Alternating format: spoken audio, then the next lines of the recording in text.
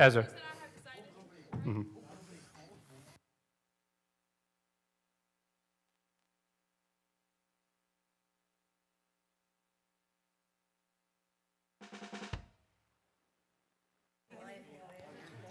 Okay, let's go ahead and stand, and we're going to sing, I have decided to follow Jesus.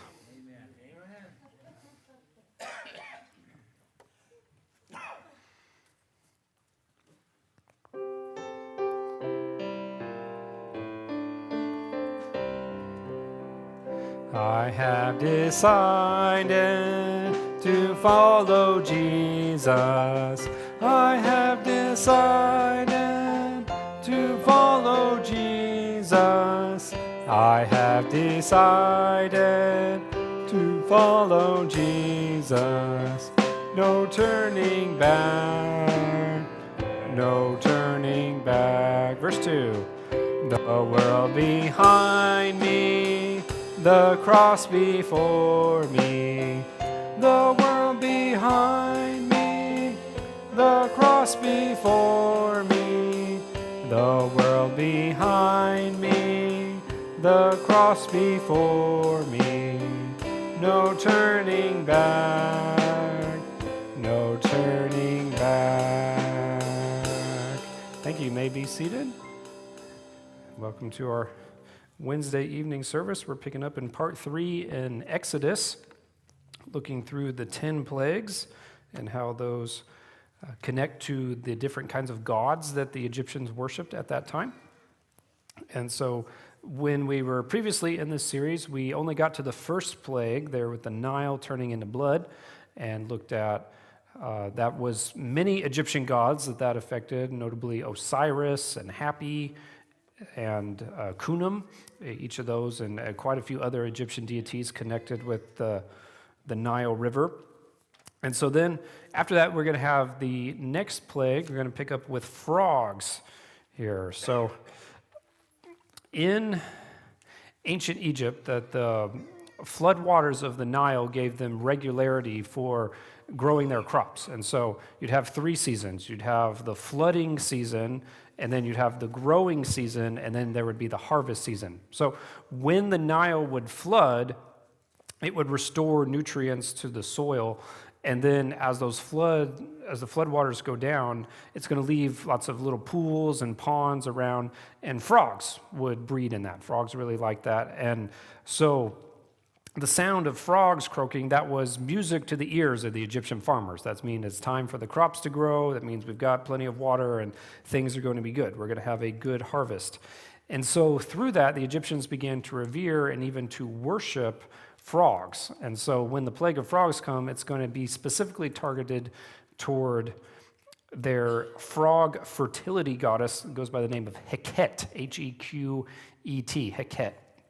And she's a female with the head of a frog, and often portrayed in like seductive poses. And it kind of puts a new meaning on the phrase "to kiss a frog." There, that's what happens here. And so she is believed in the Egyptian religious system. She was taught to be the consort of Khnum. We looked at him previously. He's the ram-headed god. And he was the guardian of the source of the Nile River, and he was a creator god. He had his pottery wheel, and they believed he fashioned the bodies of children on the wheel, and then Heket, his wife, would go implant those bodies into the wombs of the Egyptian mothers, as how their system believed. So, but we're going to see the frogs come here into play in chapter 8, verse 1. It says, "And the Lord spoke to Moses, 'Go to Pharaoh and say to him, Thus says the Lord, let my people go, that they may serve me. But if you refuse to let them go, behold, I will smite all your territory with frogs. So the river shall bring forth frogs abundantly, which shall go up and come into your house, into your bedroom, on your bed, into your houses of your servants, on your people, into your ovens, and into your kneading bowls. And so just got frogs everywhere. And in some ways, this is one of the most humorous of the plagues to imagine from our standpoint, not being in the middle of it, to think about just everywhere that you go, that you try to open the cupboards in your kitchen, there's frogs hopping out, and you open your oven, and there's frogs hopping out of the oven. You go to bed to lay down and get a break here, and you pull back the bed sheets, and there's frogs already in the bed jumping around. And then if you think about every step that you take is going to be a squish and a crunch of dead frogs that go under there. And now we had talked previously about how the animals that the Egyptians worshipped as gods, they were considered sacred. They were protected, so you couldn't just kill any of them. And there was an incident in Roman times later of a Roman man who accidentally killed a cat in Egypt, and the people lynched him, murdered him before the Roman troops could get there to save him. That's how upset people would get over their protected animals. Well, as hilarious as it is, frogs were a protected animal in Egypt because they worship frogs. And so not only with every step that you take are you going to be squishing frogs, and not only is it disgusting, but to the Egyptians it would be religiously blasphemous. But yet it's sort of like the true God is saying, hey, you want to worship frogs? You believe frogs multiplying and fertility, that's a sign of the God's blessing. I'll give you frogs multiplying. Here you go. And good luck not killing any as you try to go about your day. That's what they have. So so there's a hieroglyph, a carving there of Heket and her frog form, a woman with the head of a frog, or sometimes she would be drawn just as a frog itself, different ways that they would worship her. So continuing on in verse 4, it says, "And the frog shall come upon you, on your people, and on your servants." Then the Lord spoke to Moses, "Say to Aaron, stretch out your hand with your rod over the streams, over the rivers, over the ponds, and cause frogs to come up on the land of Egypt." So Aaron stretched out his hand over the waters of Egypt, and the frogs came up and covered the land of Egypt. And the magicians did so with their enchantments and brought up frogs on the land of Egypt. So we talked previously about different ways the magicians, Pharaoh's magicians, enchanters, and sorcerers could have imitated these miracles. Perhaps this was demonic forces that they're worshiping and tapping into, or it could just be sleight of hand. They could have some frogs hidden up their sleeve or something to distract people to that effect. And that we see that they were able to imitate initially. They could imitate the rods to serpents, they could imitate the Nile, the water to blood, and they could imitate the frogs, and that was it. Then they failed after this. However, they can't do anything useful. They can't make the frogs go away. I mean, that would actually be helpful in this situation, but no, can't do anything like that. And so finally in verse 8, Pharaoh is going to bend enough, before he'd boasted, "Oh, who is the Lord? Who is Jehovah? I don't even know this puny God of the Hebrews." Now he's going to bend enough to where he acknowledges, "Hey, Moses, that God you claim to worship, can you ask him to help us out here and get rid of the frogs?" So he'll at least go that far to admit the truth that God is real. Verse 8, "Then Pharaoh called for Moses and Aaron and said, 'Entreat the Lord, Jehovah, that he may take away the frogs from me and from my people. And I will let the people go, that they may sacrifice to the Lord.' And Moses said to Pharaoh, 'Accept the honor of saying when I shall intercede for you, for your servants and for your people, to destroy the frogs from you and from your houses, that they may remain in the river only.'" Verse 10, "So he said, 'Tomorrow,' and he said, 'Let it be according to your word, that you may know that there is no one like the Lord our God.'" We talked before about how many times people try to explain away the 10 plagues and really all the miracles of the Bible through natural processes. Like, the Nile didn't really turn to blood. It was just a red algae bloom that went crazy, and then that scared out the frogs. And it was just a bunch of coincidences of natural phenomena is what people want to say. Well, here we see every single one of these. Moses is able to predict exactly when they're going to start and also when they're going to end. We see there in verse 10, he says, "Tomorrow." I know exactly the frogs are going to die tomorrow, right at the time.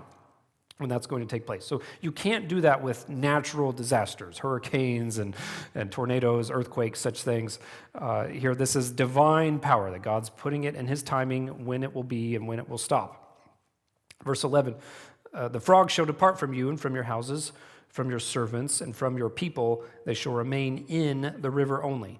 Then Moses and Aaron went out from Pharaoh, and Moses cried out to the Lord concerning the frogs which he had brought against Pharaoh. That picture there that is different charms and amulets that the Egyptians would wear.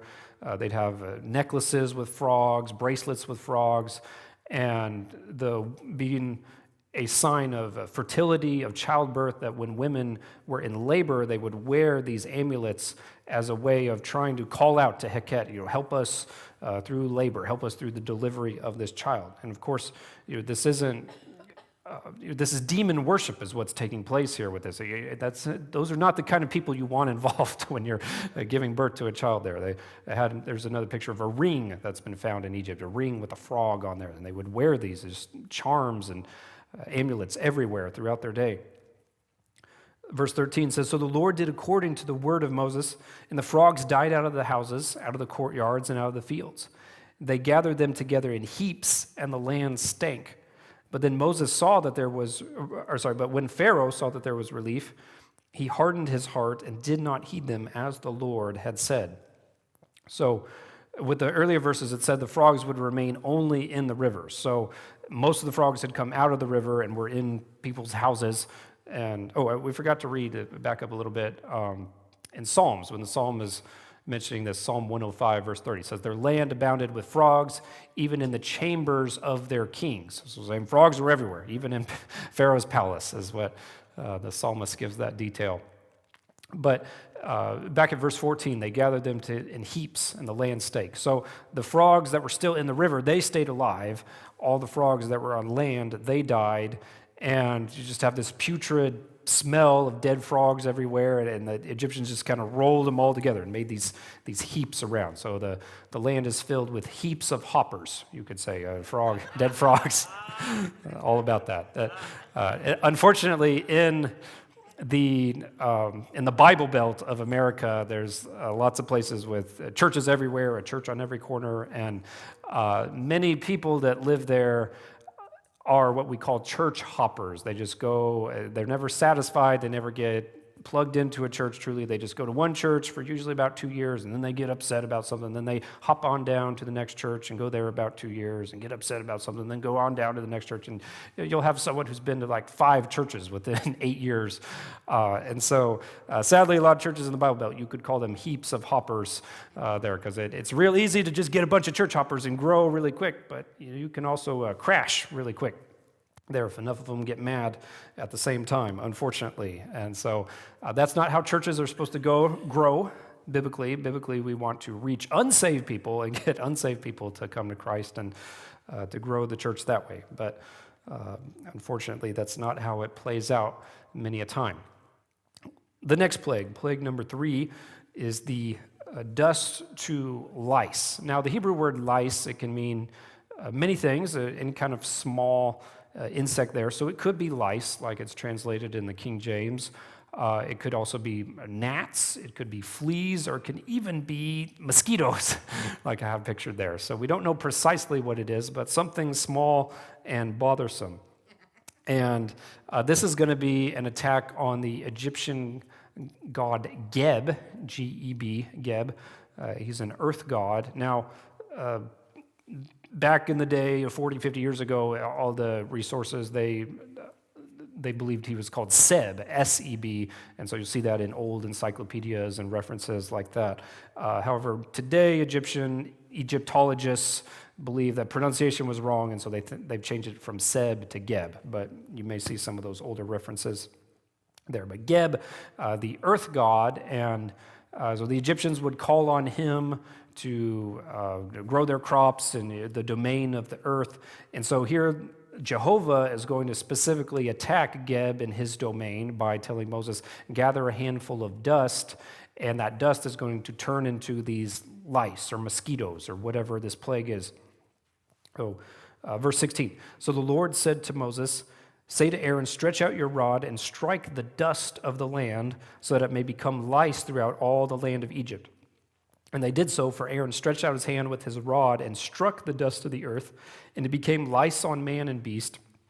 All the dust of the land became lice throughout all the land of Egypt. And so here, Geb, the earth god, the Egyptians would pray to him for, give us our crops, help them to grow, and calling upon him. And here, the earth that they worship turns against them and turns into lice that is afflicting them. And, it would have been really handy to have all those frogs around for these, if they're mosquitoes or the next plague is going to be flies. It would have been nice, but unfortunately they're all dead, so don't have the frogs to eat up the plagues 3 and 4 that are there. And a lot of times in the hieroglyphs, Geb is drawn laying out flat as the earth god, and then over him is the sky goddess. Her name is Nut, N-U-T, and so she was his consort, and the idea that they were married, the sky goddess marries the earth goddess through rain, and that they produce offspring of agriculture, that Osiris, the agriculture god, is their son. That's what they believed, and that's what they drew in many of their pyramids and different hieroglyphs. And so here, verse 18, says, Now the magicians so worked with their enchantments to bring forth lice, but they could not. So there were lice upon man and beast. Then the magicians said to Pharaoh, This is the finger of God. But Pharaoh's heart grew hard, and he did not heed them, just as the Lord had said. So again, we've talked about the magicians earlier. They attempted to do something with the lice or mosquitoes, whatever. The Egyptians were smart people. They studied the abilities of animals, frogs hatching out of eggs. They would have seen that and observed that. But this is the age before microscopes, so try to see mosquitoes hatching or lice hatching probably was beyond them. So whatever they're trying, if they've got a little bit of, a little container with mosquitoes up their sleeve or whatever the magicians are trying to do, it fails. And they were not able to imitate that. And then verse 19, they admit, this is the real deal. We're fighting against the finger of God. We can't compete here anymore. And so, but they're specifically targeting Geb by turning the dust into lice with plague number 3. Plague number 4, we get to the flies, one of the most revolting of all the plagues, certainly there. And the Egyptians often would try to, the rich people, the pharaohs and the nobility, would try to keep flies away by wearing ostrich feathers on their headpieces. In fact, they depicted many of their gods doing the same. So there's a picture of Osiris, and you can see on the two sides of his headpiece, he's got an ostrich feather there. That's a sign of wealth, but also a sign of, we're using this to try to shoo the flies away through some kind of smell or whatever it was in ostrich feathers that repelled them.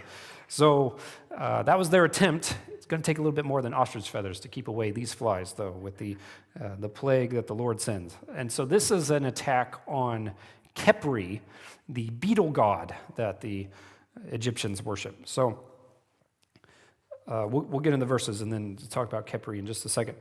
Verse 20, it says, And the Lord said to Moses, Rise early in the morning and stand before Pharaoh as he comes out to the water. Okay, so this is exactly what happened with the very first plague, the Nile turning to blood, that Pharaoh was there at the water in the morning, and the Lord said, Go to him and strike the river, and the water's going to turn into blood. So this was some kind of habit that Pharaoh does, very likely some kind of religious ritual. He goes every morning to the river to pray, praise the Nile god, the sun god, go through the various gods, and he's probably here, and you guarantee he's begging, you guys help us out here, we need some help. And but Jehovah is showing that your prayers are doing no good. You're praying to dead gods here that cannot help you whatsoever. And so that's where they go to have this confrontation again at the riverside. Then say to him, Thus says the Lord, Let my people go, that they may serve me. Or else if you will not let my people go, behold, I will send swarms of flies on you and your servants, on your people and into your houses. The houses of the Egyptians shall be full of swarms of flies, also the ground on which they stand. Now, in the Hebrew text, and if you have a translation like the King James translation, The word swarms is there in the Hebrew. The words after that, swarms of flies will be in italics because that was not in the original text. It was added later by the translators to help make sense. So what the Bible is literally saying is, I will send swarms. We don't know what those swarms are. They could be flies, like we think of, like house flies. In Egypt, they have this nasty kind of fly species called the gadfly, which is a bloodsucker. So that may have been what these swarms are. It could be something else. It could be beetles. The Egyptians worship beetles and scarabs. They're just obsessed with scarabs, and so it could be swarms of them that come. Swarms of some kind of insect. Here is what this particular plague is. And it says there at the end of verse 21, be on your houses, on the ground on which they stand. So imagine the ground covered with dead flies and just crunch. And before it had been slippery with the frogs, and now you've got crunches of dead flies everywhere that you go. So Pt3 is the beetle, the scarab god, but he's a god over insects in general. And so scarabs, every kind of thing, if you watch The Mummy and those kind of movies, you got scarabs everywhere. And scarab seals on their writings, scarabs on their hieroglyphs, just scarabs all over the place. So the scarab is a type of dung beetle that lives there in Egypt. And that's what Pt3, he's depicted as a person with the head of a dung beetle and sometimes he's a regular person with arms able to move around. Sometimes he's got wings there, but still the head of the scarab that goes on. And this is going to be the first plague the Lord is going to draw the line between the Egyptians. You're going to face punishment over here, but yet my people who truly love me, they're going to be protected. Verse 22, in that day I will set apart the land of Goshen in which my people dwell, that no swarms of flies shall be there, in order that you may know that I am the Lord in the midst of the land. I will make a difference between my people and your people. Tomorrow this sign shall be. So again, there's no way this can be natural disasters or red algae or any of that to have the clear line between God's people and the pagan people. And so here's another picture of Pt3 that just as the plain scarab. And their idea, he's actually a sun god, and as Egyptians had lots and lots of different sun gods. And so as weird as this is to wrap our heads around, that just as a dung beetle, he'll take manure and he'll make a giant ball of dung and then he'll push it along and roll it, that they believe Pt3 as the beetle god, that what his job is to push the sun across the sky, just as a dung beetle pushes his ball of dung there. I just find that really odd that the Egyptians worship the sun. Amun-Ra and Horus and most of their gods were sun gods. Their most powerful gods were sun gods, but yet they want to call it a pile of dung at the same time. It doesn't add up to me, but why does it have to be consistent? Just believe it. Who cares? So, verse 24. And the Lord did so. Thick swarms of flies came into the house of Pharaoh, into his servants' houses, and into all the land of Egypt. The land was corrupted because of the swarms of flies. Okay, so it says there the land was corrupted, or just the filth, flies obviously spreading diseases everywhere, and this is not. This is a death sentence. If you've got infants, if you've got old people who can't swat flies off their face or their eyes, sorry, you're dead. And this is the punishment that's going upon the nation for their idolatry and for their enslavement of the Hebrew people. And we'll look at their demon worship and other things that they did for the murder of the Hebrew boys. Verse 25. Says, then Pharaoh called for Moses and Aaron and said, go sacrifice to your God in the land. So this is the first of Pharaoh's compromises that he's wanting to tell the people. That Moses and Aaron had said, we need to go 3 days' journey out into the wilderness. And Pharaoh's like, okay, let's make a deal. Here, you guys sacrifice to your God, but don't leave. Just stay here in the land of Egypt. But we talked before how that was not possible. Moses says in verse 26, Moses said, it's not right to do so, for we would be sacrificing the abomination of the Egyptians to the Lord our God. If we sacrifice the abomination of the Egyptians before their eyes, then will they not stone us? So Moses saying, culturally, this is not possible, Pharaoh. You know this, because if we kill sheep and it's not a sacrifice to Kunum, or if we kill bulls and cows and they're not sacrifices to the many bull and cow gods that we're going to look at in a second, the Egyptians, though, they will just go berserk and the population will rise up and kill us, like killing the guy who accidentally killed a cat. That's what will happen here. The whole population will do that. And so it's not possible. We have to leave. We have to be away from the people. Verse 27, we will go 3 days' journey into the wilderness and sacrifice to the Lord our God as he will command us. So Pharaoh said, I will let you go that you may sacrifice to the Lord your God in the wilderness, only you shall not go very far away. Intercede for me. So like, oh, okay, I get it. You got to go, but just go a little bit of the ways. Don't go 3 days. That's a long ways. Just go over the next hill or something, and then you can sacrifice over there. And Moses doesn't challenge that. Moses is like, okay, we'll do that if you keep your word, Pharaoh, which I got a sneaking suspicion you're not going to. So we read verse 29. Moses said, indeed, I'm going out from you, and I will entreat the Lord that the swarms of flies may depart tomorrow from Pharaoh, from his servants, and from his people. But let Pharaoh not deal deceitfully. I got a suspicion you may pull a fast one on us, but let Pharaoh not deal deceitfully anymore, and not letting the people go to sacrifice to the Lord. So here the flies were so devastating that Pharaoh was willing to come to the table like, okay, we got to do something. I'll let you go if that'll get rid of the flies here at this point. But yet, of course, he breaks his word, as always.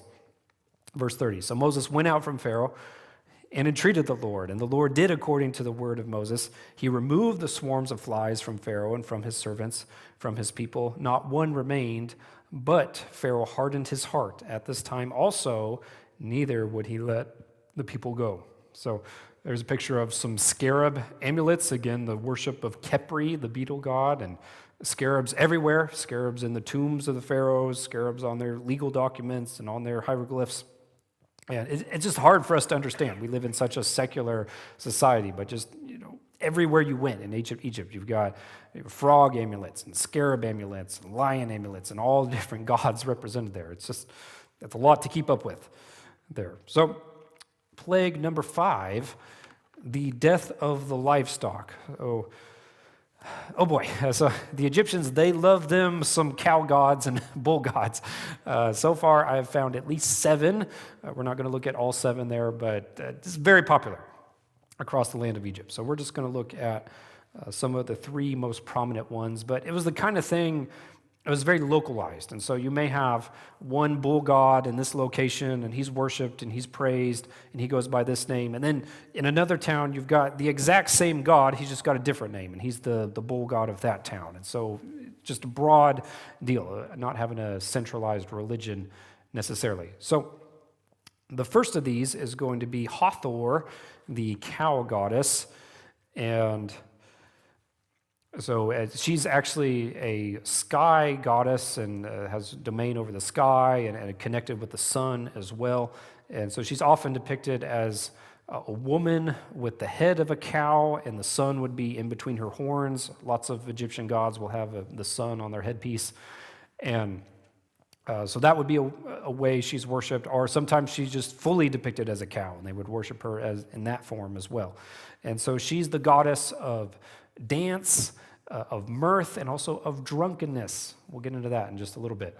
So, chapter 9, verse 1. It says, then the Lord said to Moses, go into Pharaoh and tell him, thus says the Lord God of the Hebrews, let my people go, that they may serve me. So, Pharaoh, we're just going to keep repeating this until it gets through your thick skull. That's what's going to happen. Verse 2, for if you refuse to let them go and still hold them, behold, the hand of the Lord will be on your cattle in the field, on the horses, on the donkeys, on the camels, on the oxen, and on the sheep, a very severe pestilence.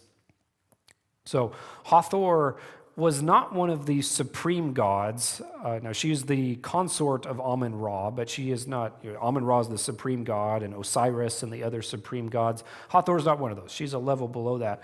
But she was the most widely worshipped of all the gods in Egypt. So she had the most temples of any goddess.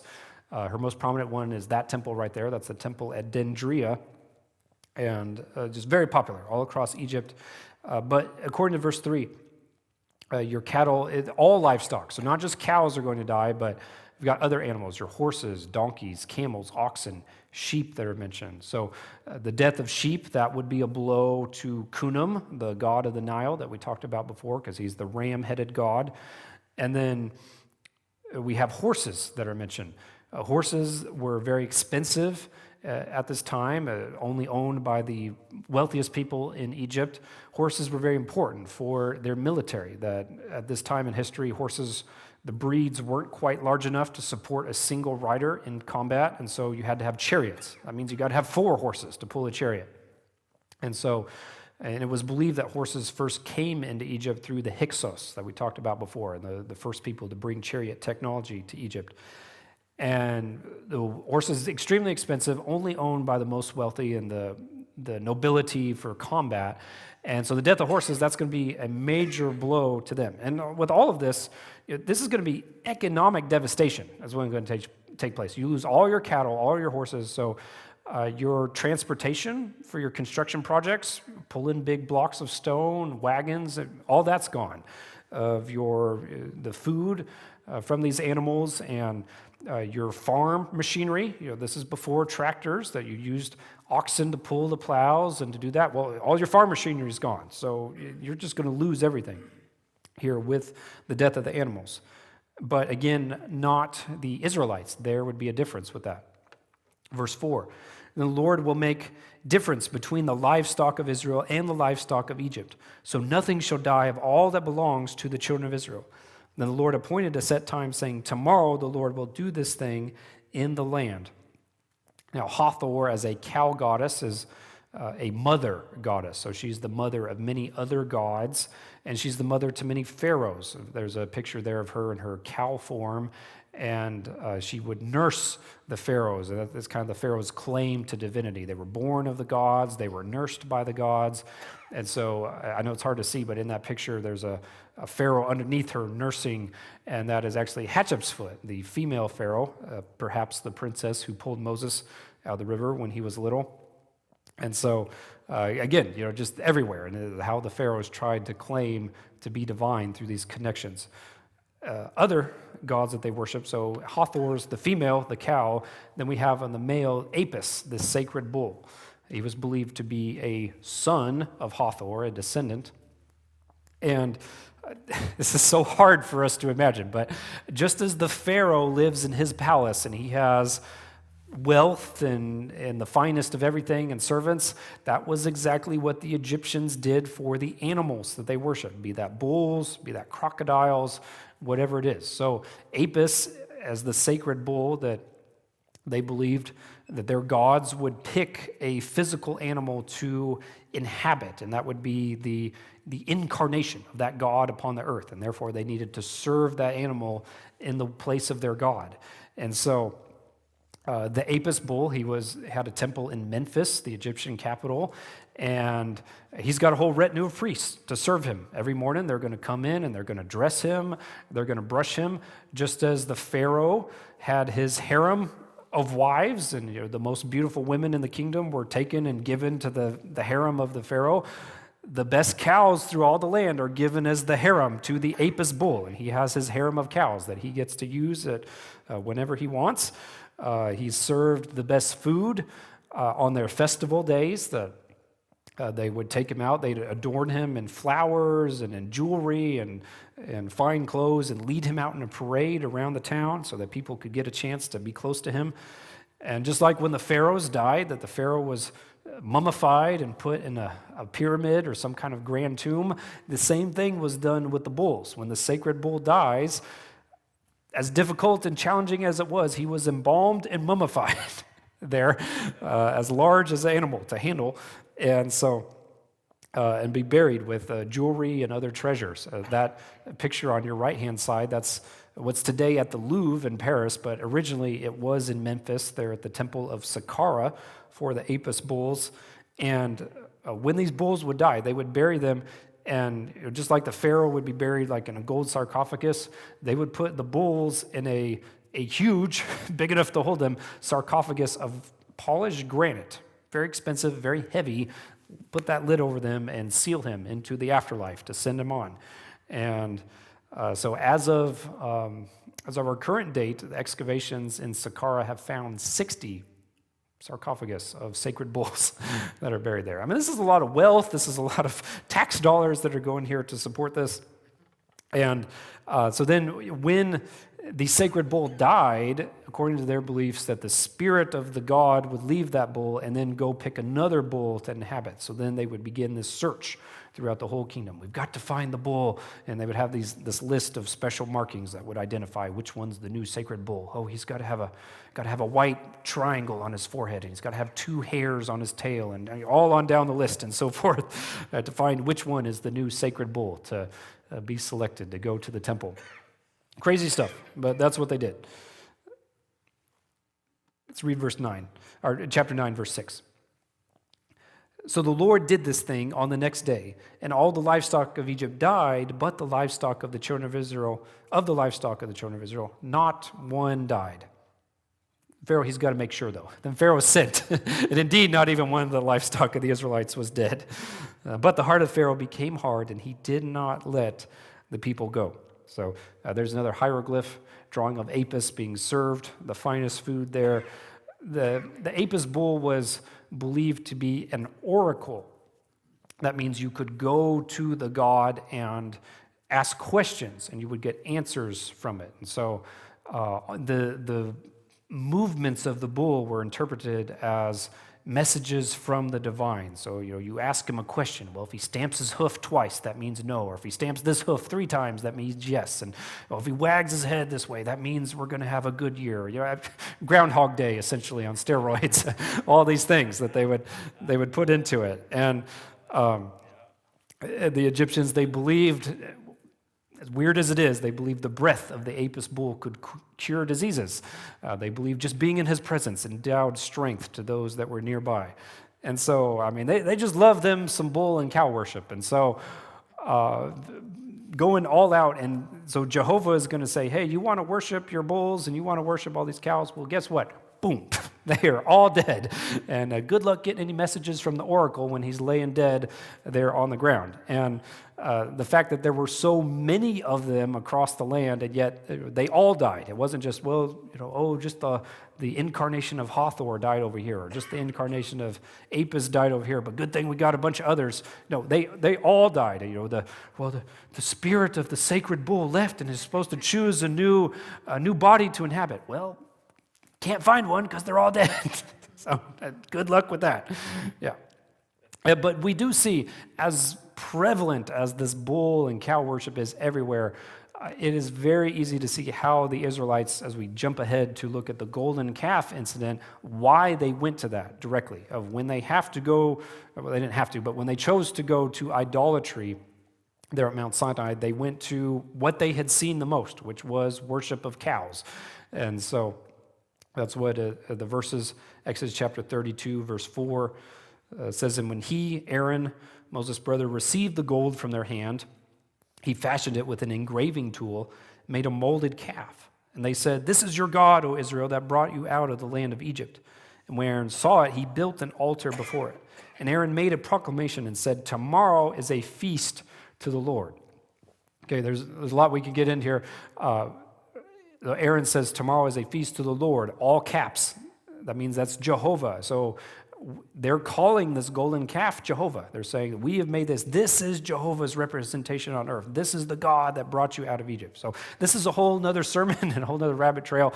But that's what is in our hearts that we want to do, that we want to fashion an idol, even if it's the God of the Bible, even if it's Jesus, that we want to change it into the image that we want rather than how God truly reveals himself into his word. And so we see that exactly today. People want to make Jesus what they want him to be. You got the long-haired hippie Jesus, some kind of shampoo model with hands that never worked a day and feet that never walked a mile, and he's just there talking about peace and love, man, and forgiveness and how awesome it is. Never the judgment of God, never punishment for sin, never talking about hell, even though that's the majority of, more than any other person in the Bible, Jesus gives us details about hell and the dangers of it. And so you got that version of Jesus, or you got the Roman Catholic version of Jesus, who's always in his weakest. He's always up on the cross, or he's always in the cradle. in the manger. He's always there powerless at those times, or subservient to Mary. You got the Mormon version of Jesus and his a created being that he is, a man who became God, and a spirit brother of Satan, and all the other deals. And you could just go on and on. We got unfortunately, the Americanized version of Jesus, and on, all the wrong ways. And that's not, our hearts want to do that. Our hearts want to make idols, even if we want to slap Jesus' name on something, but we can only worship a true and holy God according to how he has revealed himself in his holy word. And we have to worship him the right way, not according to the characteristics that we like, ignoring the ones we don't. We have to worship him fully and in truth with what he is. And we cannot, as Israel at the Mount Sinai, we cannot take the world's methods and use that to worship a holy and set-apart God. And that's what so much of church growth and recommendations today. Oh man, well, let's take what's successful in the secular world. Let's take what Disney does and what the NFL does to get a crowd, and do that to fill your church up and really get people pumping.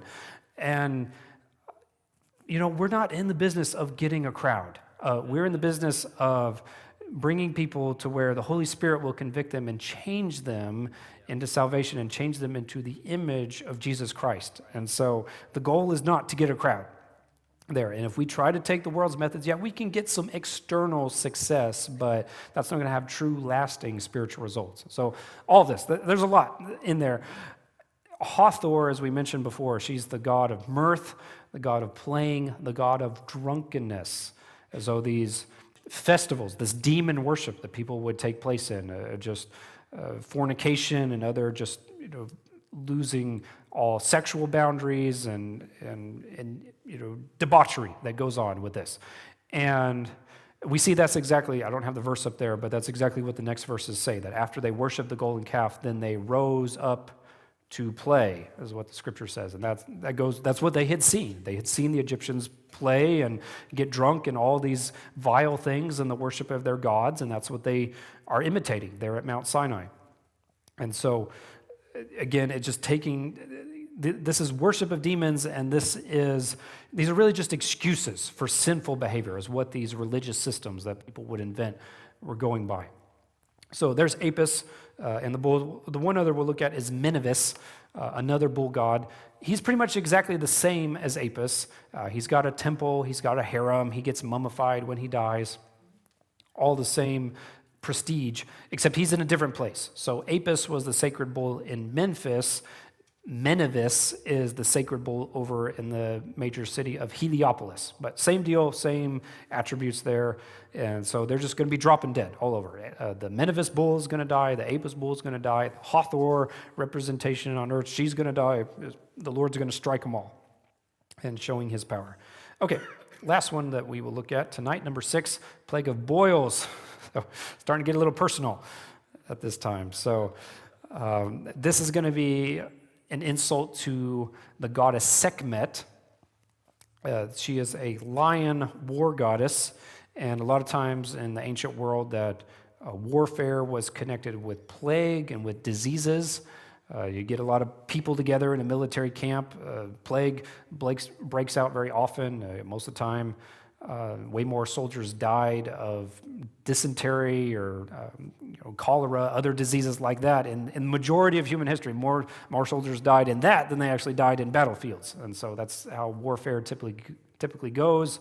Or after a city was attacked, very easy for the few survivors for a disease to outbreak to wipe out the rest of them there. So very common. So Sekhmet being the lion goddess of war, she's also given the attributes of power over disease, that she could both send disease, they were believed to be like her messengers, her angels that she would send out as diseases, but she also had the power to stop diseases. And so the Egyptians would pray to her when a plague would break out, Sekhmet, save us, or stop us from this terrible disease. Well, those prayers aren't going to be doing any good here when the boils come. Verse 8, the Lord said to Moses and Aaron, take for yourselves handfuls of ashes from a furnace. Let Moses scatter it toward the heavens in the sight of Pharaoh, and it will become fine dust in all the land of Egypt, and will cause boils that break out in sores on man and beast throughout all the land of Egypt.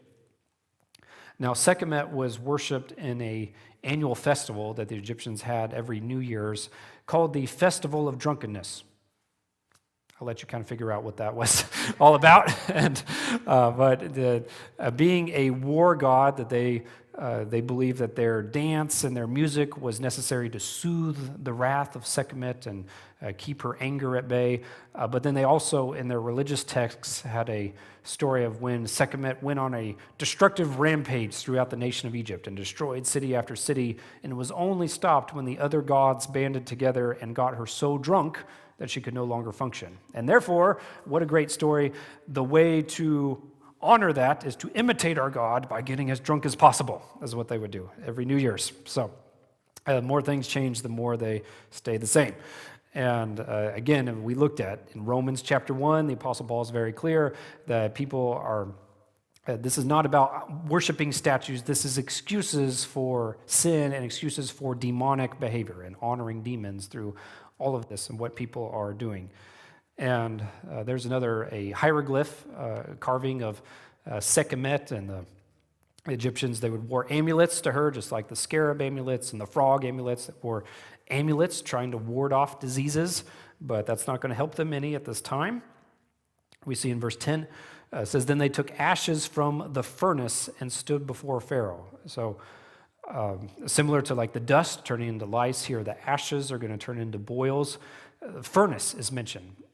We don't know specifically, but it's possible this was a furnace that was used like in cooking the bricks that the Egyptians forced the Hebrew slaves to make. So that would kind of be a fitting irony there to have on them.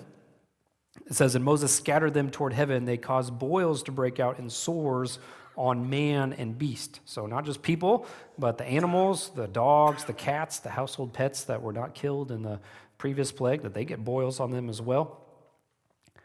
Verse 11, "And the magicians could not stand before Moses because of the boils, for the boils were on the magicians and on all the Egyptians.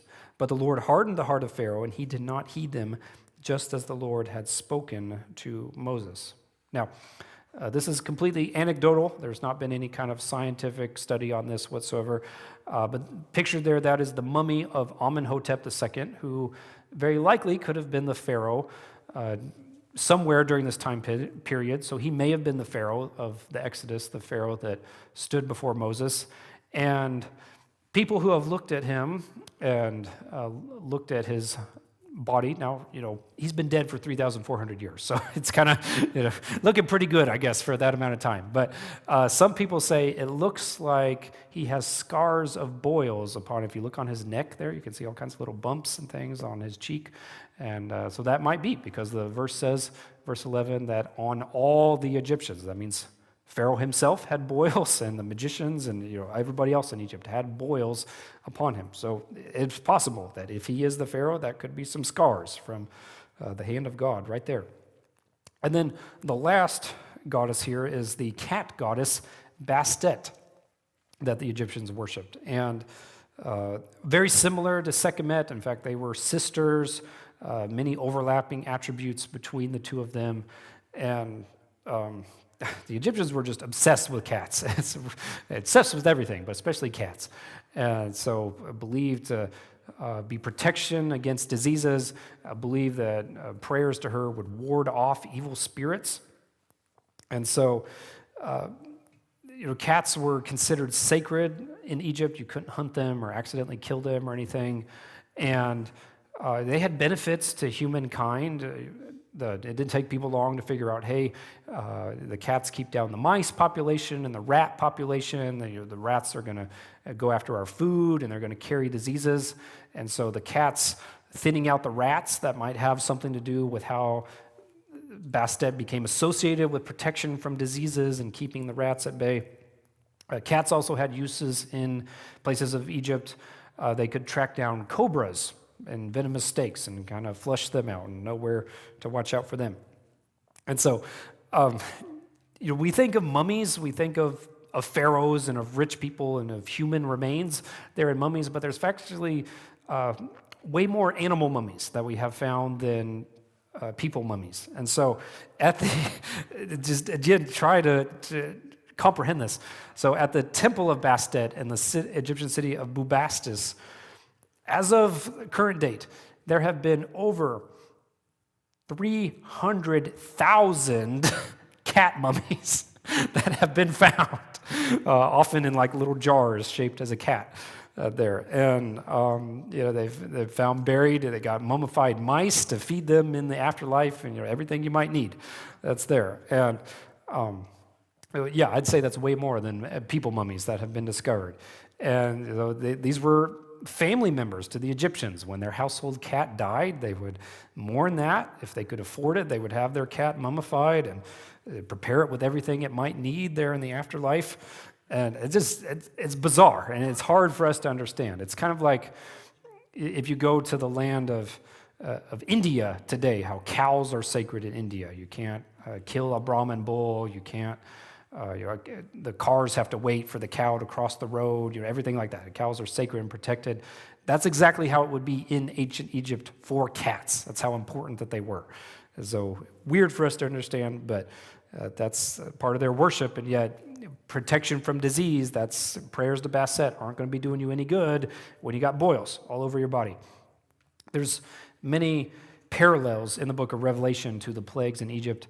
And one of those, Revelation chapter 16, verse 2, says, "So the first went, the angel, and poured out his bowl upon the earth, and a foul and loathsome sore came upon the men who had the mark of the beast and those who worshipped his image." So this sore that's mentioned, it could be boils. We don't know. It doesn't say specifically, but very well could be similar to the 10 plagues that came on the Egyptians earlier. So it's just hard. We don't have gods and goddesses all around, but it would be like for us today if the Lord came down from heaven and all the things that people worship and build their lives around. If the Lord went and just destroyed Wall Street, destroyed that system, and then he went and destroyed the NFL, and then if he went and wrecked a Beyonce concert, all the things that people idolize and that people worship and put in their hearts as more important than God, it would be like if, boom, boom, boom, all those just get destroyed one after another. That's what the Lord's doing. That Jehovah's just cutting a swath across the Egyptian deities and just leaving them dead in his wake. And so we'll see that there. And we will stop for this lesson. We'll pick up whenever we do next time, looking at plague 7, 8, and 9 as we get into the various ones, the darkness and the hail, and what's going to come taking place. But we will stop with there for now. So as we wrap up, are there any questions with this?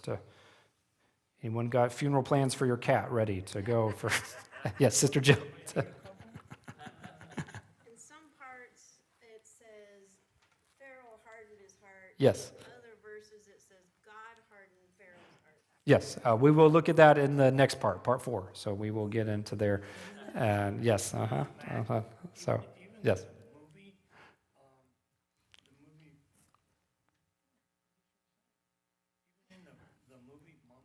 Yeah. There's a white cat in it, and when the bad guy, the head mummy, Imhotep, yeah. Imhotep or whatever his name is, he's not fully developed yet, but he's scared of the cat, and she says to Fraser says, "Why is he so afraid of these cats?" And she said, "Because cats used to guard the temple or the Yeah. something." Yeah. And so when you were saying that, I thought cats were, they were very, yes. Yeah, and that's it's an entertaining movie, certainly. But yeah, as far as you got scarabs everywhere, you got the Book of the Dead, all those things, and that's stuff that we've referenced here. That is part of real archaeology turned into fiction for that story. But yes, any kind of animal, if it walked, they worshipped it essentially. So we will look at our prayer list here. So sickness.